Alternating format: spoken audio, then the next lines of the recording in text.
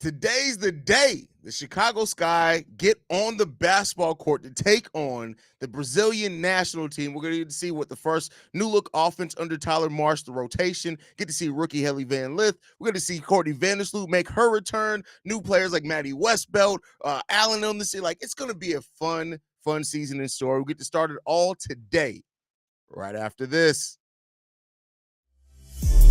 Welcome to Chicago Sky Central, and here's your host.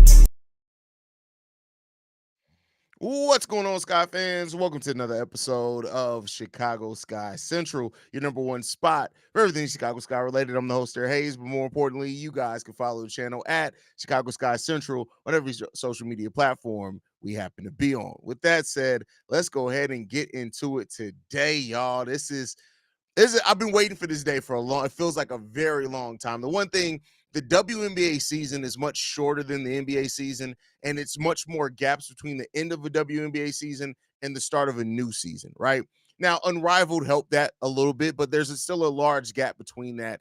And so you have more anticipation that gets to build up for a WNBA season for those that are really big WNBA fans because of just how much time, right? It passes between the season. So really happy to get this season off to start. Did not expect the Sky to necessarily be televised at this early, but hey, we're embracing it. We're loving it. It is what it is when it comes down to it. And like I said, this WNBA season is a lot shorter, right? The official season starts in a week, well, basically 15 days. I think our first regular season game is May 17th, and then we're there until September, right? Like that's 4 months. 4 months.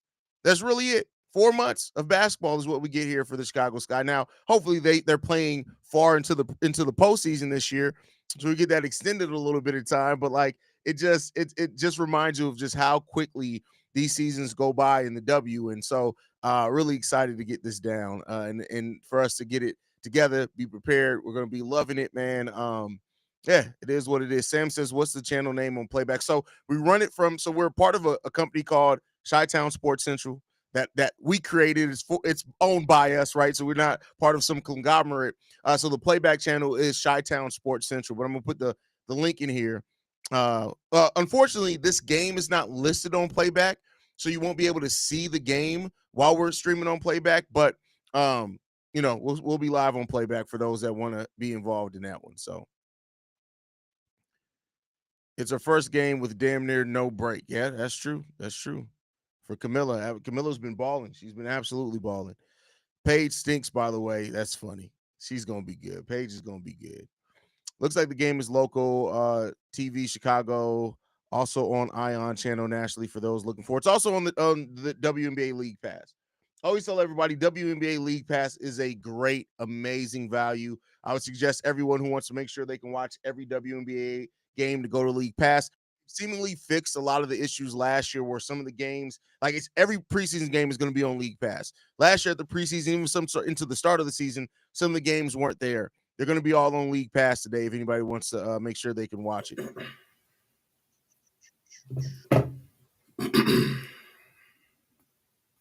What's going on, Steve-O? What's the word? You good, bro? Them kids kicked your ass today? Yes. He said yes. I also think I think your sound's coming through your camera, not your mic. All right. Yep, that's exactly what it was. There you go. There you go. How you feeling about this game, Brody? First of all, when this motherfucker start? Why they wait so long? Well, the Wings game is on right now. Oh, okay. Makes sense. Yeah. Makes sense. See, y'all learned it, WNBA. You learned it. But they're learning, right? Yeah, I'm excited just to see the offense for one, because I think that's probably the most noticeable difference we're gonna see. I think we are going to expect the same tenacity, the same type of defensive focus that we brung last year. But I think the biggest difference and the biggest thing we're going to be looking for is that offense. How is Tyler Marsh going to use the people? We already hearing how he's utilizing the bigs in different ways compared to what we were doing with them last year. So that's just my a few initial thoughts. Of course, seeing the new faces, Area Atkins, Henley Van Lith, Matty Westbell, the rookies, and a few other people that we brought along the way. So a lot of guard players, a lot of forwards. We different. It's a completely, to me, it's almost like a completely different team to me. So I'm excited to see everything. Yeah, it's gonna be fun because I think what you're seeing from this team, or what we hope you're going to see from this team, is just much more intention on the offensive side of the ball. Last year was like we were really just out there playing, bro. Like we were out there Mhm. doing shit, and trying to find the best path that we could. We couldn't make entry passes consistently. We didn't have really good passes to get Camilla in the game, things like that. Like that is slated to change a lot. And I already love what Tyler Marsh has said as far as like using Angel more out in the mid range. Angels talk about the importance for her to have a 10 to 15 footer this season, even going out to the 3-point line. So that's going to be fun and exciting to see just that change of the offense. I think that between working from the inside out with Camilla, the pick and pops, pick and rolls with Courtney Vandersloot, with Camilla and Angel, those are all going to be really fun to watch this year. Facts. I'm already like thinking about it. Like, damn, this last team for to catch a lot of shade. I'll be like, damn, it's gonna be real nice to see a damn entry pass. Like, God, there's just something we ain't gonna have to. Well, it remains to be seen. But based on who's on the team, I don't think that's something we're gonna have to be worried about. So I'm ready for it. I'm ready for us to look like we got some sense, and I'm ready to see what we learned from last year. That's a fact. That's a fact because this is an opportunity for us to like I've been hesitant on talking about, like, I've been very intentional about how I talk about the new offense because I never want to seem like I'm trying to shade Coach Spoon. I love Coach Spoon. I think Teresa Yeah. Weatherspoon brought a lot, especially in the first year, and I still think like having giving her a couple more years for her to develop as a coach, we never know what would have happened. But with that said, you're not going to have, like, yeah, Tyler Marsh is a rookie head coach, but he's bringing a lot more coaching experience. He's coming from a system and a team that really develop players. They develop, that scheme around the players there, and I can't wait to see how much of that he brings and transfers over here to Chicago. Yeah, because it's like at the end of the day, like when it comes down to it, we know, like, we've heard the good relationship parts of it. We've heard that she's a good person. She builds you up. She's somebody that you can go to and talk to. You hear that with Zion. It wasn't too much basketball what you heard about her, and I think that's the difference between Tyler. When he left and decided to come here as a head coach, leaving Vegas, they was upset for two reasons. Not because they loved the person and they loved the coach. They understood how much he had to deal with their own personal development, from Asia to Jackie, and I'm pretty sure to Kelsey, to some other people that's on that team. And you seen it. It was a lot of those players came from colleges, big colleges, where they was one of the best in the league, but we knew it was an extra layer of their game that they untapped, and he was able to untap that. Asia did not come into the league shooting threes and pulling away from the basket the way she does, and that started when Tyler came on board. The same thing with Jackie. Jackie was aggressive, but we knew she could be even more aggressive. Not only did she do that, she changed her body. She became very strong. That's credit to Tyler Marsh, and she said it as well. So that's what I'm looking for. Not only is he a good person, but he's also a coach that I think we can see with development for the foreseeable future. Big facts there. What are you most excited about, whether it's a specific player? I know we're excited about the new play style and coaching, but like, what's something you're looking forward to most in this first preseason game today?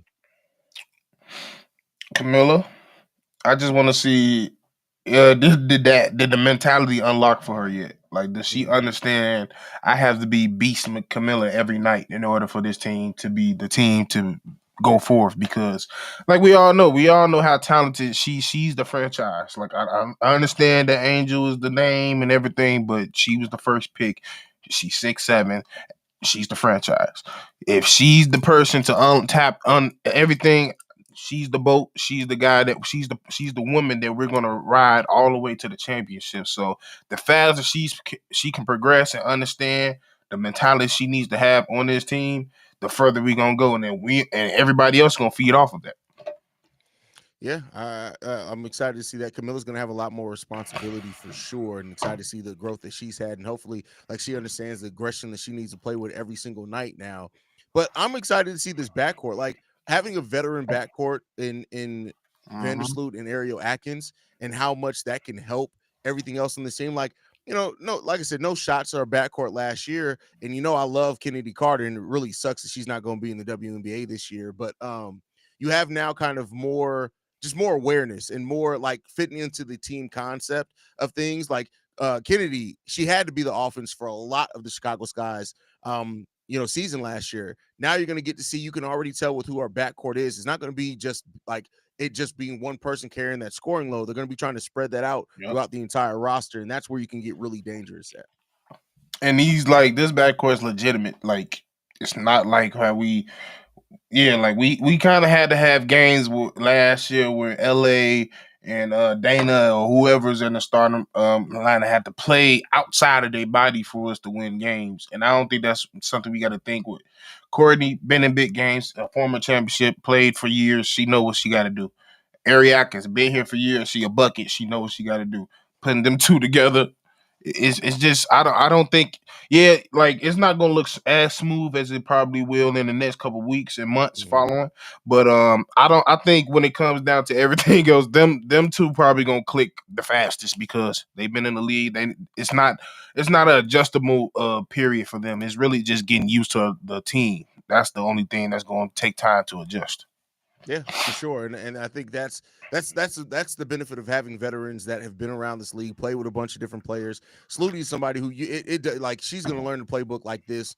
Yeah, her read and react anyway is amazing. I love that Tyler Marsh is basically, she said it, like her job's there is to be a coach on the floor, and that's really what she's going to do. This is a very different team than when Courtney Vandersloot left, right? We had a lot of veterans on that team, and they understood how to play. Like Courtney's going to have to be a coach on the floor, and I think she's really ready for that role. And I don't know how long she's going to still be a player here with the Chicago Sky now, but I tell you what, I really hope that she takes a job, whether it be in their front office or on the coaching staff. Because to me, Courtney Vandersloot is a Chicago sports legend. I know she's not going to get the same recognition of some of the other Chicago sports people because it's the WNBA. A lot of people are just now paying attention to it, but Sloot is a legend in Chicago sports. That's just my personal. I feel like she should be. Like, she was here doing the bad, the very bad, and the good, and even the transition periods. Like she was there with Elena Della and that shit didn't work. She also here with Candy. We finally brought in Candace, and that worked. She saw Sylvia Fowles go. Like I feel like I get it because her wife Quigley is a hometown hero. She's actually from here, so she kind of gets more of that credit. But when it comes down to it, she's the decorate player. She has all the accolades, all that.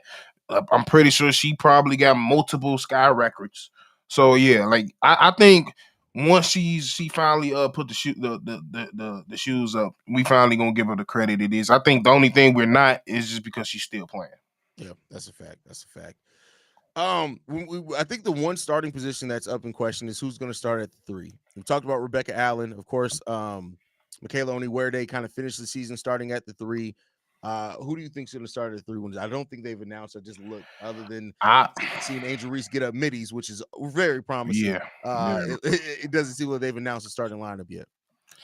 I will have to say just right now, just for a comfortable standpoint, I'll just say Michaela because she knows everybody. The synergy is there. She knows Ewill. She knows pretty much everybody that's still on this team from last year. She knows everybody. And just I guess we could use a little bit more shooting, so like I could see why like a Rebecca or somebody else is possibly as a choice there. But yeah, I think she's also, we don't know what she worked on this offseason as well. Like she didn't have any injuries going into the offseason, so I think, and out of Ewill, she was the main person I seen in Chicago. It's almost like she didn't leave, so I feel like she put the work in. Yeah, Michaela Onyewerde, she's definitely putting in work, and we don't even have our facility yet. I can't wait till that gets open because then we're gonna get to see a lot more of like who's staying in Chicago, working and whatnot. Can I just say this, D Wade? Just sign a check, please, because if we keep having to wait for the Sky to do this, I don't know if this goddamn shit gonna get made. That's all I gotta say. Listen, I understand you ain't the full owner, but damn, they need some help. Listen, D Wade. I don't know, and this is no shot to D Wade, but like I don't know how much D Wade actually is involved in the day to day personally, bro. I Like don't think he's at all. yeah, I think Dwayne Wade's showing it's there to show face that everybody kind of is familiar with, a hometown legend, and I think that's really what his role is, bro. I don't think D Wade doing too You ain't much. seen that motherfucker. First of all, he didn't come. He didn't say nothing about the sky till Candace was here, and he ain't said shit about the sky since Angel was here. But that's about it. Yeah, I mean, Angel he was on Angel Reese's He podcast. was here too. He came to a Yeah, couple games too. he came to a couple of games. So, shout out to D Wade. No shots to D Wade, but Just help. I know you know people that know people that know people. That's all I'm saying. Shit. that is true. That is true. But that's funny as hell. Ewill, whose season ended early last year with the ACL injury. What do you expect from Ewill coming into this season? Just to beat Ewill, like veteran leadership, toughness, rebounding, good instincts to put the ball back on the back up. Yeah, just keeping the team. She's gonna be our glue. I feel like she's the team. She's the player that keeps us together. She's probably, if not the captain, I would say she's probably the captain. I think everybody, when it comes down to it, they're gonna look her way when it comes down to it. She got the most experience on the whole team next to Vandersloot. So yeah, I just expect her to do the same things that she been doing. Yeah, I mean, her role is probably the most straightforward. Like you said, she just got to come in and be her. Like, Yeah. and I don't mean that as like Ewill does a lot of stuff. Some stuff that doesn't even show up on the stat sheet, like just how she Especially uses her defense. body, how she creates spacing. With that, clears out rebounds. She's a really good outlet passer as well. So, she gets to come in and she's gonna play always on the court with either Angel Reese or Camila Cardoso. We'll see what Maddie Westbelt brings in here and how much she plays. Might play a lot in this preseason game, but in the I season, hope so. her role is going to be really straightforward. Yeah, and she just straightforward player. She play hard, get rebounds, play defense, knock down the shot when she need to, and when we get the ball in the post, go to work because that's what she can do. Absolutely, and we'll see what continues to happen on with that one. Yeah, I don't know. Listen, we would have traditionally on pregame shows we have a lot more breakdown, but we're playing the Brazilian national team. Can't break that down. Like, I mean, we can't tell you what they're gonna come in here trying to do or not. You're really looking at this one with the sky and the new spacing that Tyler Marsh is bringing in here, and then like balancing. You're probably gonna see a lot as well as the training camp invites. We know the sky decided not to make any cuts before this first preseason game because Tyler Marsh loved the makeup of the roster and the way everybody was competing. So we're gonna have a deep roster here for this first week, but best believe between now and the second preseason game, which I believe is in a couple of days, you're gonna see at least a couple of cuts. Oh yeah, and it's definitely gonna be in that guard group. Oh, for sure. We got way too many guards on this team, unfortunately. Yeah. So Dallas getting smacked, Lord. Yeah, Dallas is getting killed, bro. Like it's Vegas came back on like, yeah, y'all thought we bullshitted last year. We ain't y'all ass this year, which I hope I love to, because when the Vegas is good, I don't care. I know they got their haters, but when Vegas is good, the league is good. Yeah, that's a fact. That's a fact. And A'ja Wilson, I don't care how anybody feels about it. A'ja Wilson should be the face of the league. Period. That's just is what it is. Like until somebody takes it from her, and I'm sorry, no, Caitlin Clark is not taking it yet. Caitlin's going to be good, and this isn't. We aren't one of those Sky podcasts that feel like we got to hate on Caitlin Clark, but A'ja Wilson is the face of the league. Yeah, her time is coming. I just can't give it to somebody that's averaging 29 and 19. like she damn near could average that if she wanted to. Like she's sitting here averaging 29 and 13 and almost 10 blocks. Like that's a fact. She breaking records we didn't know was breakable.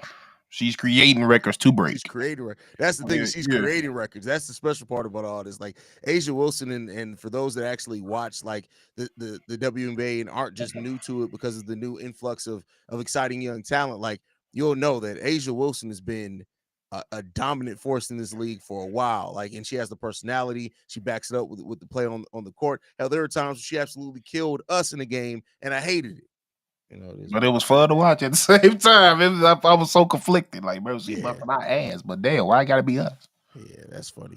Flockavelli says someone think A'ja ain't the face. I wouldn't say. I'll say that the people who stands that have come into the league because of Caitlin Clark don't believe that, but that's because they're really unaware of the WNBA as a whole, right? Like I've said this before, and no, there's some of this with Angel fans too. Like I'm just saying, like there's a part like the new crop of WNBA fans remind me of Drake fans in the sense that they don't really understand the WNBA. They are fans of one specific person, and that's fine. But then they try to put themselves in conversations like they've been around the W for so long, and it's like I could tell within two seconds of what you're saying, you don't really know what you're talking about. Yep.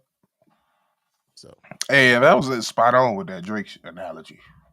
Tell you, bro. Can't tell them motherfuckers no wrong. Bro, you can't tell them motherfuckers nothing. They don't know hip hop.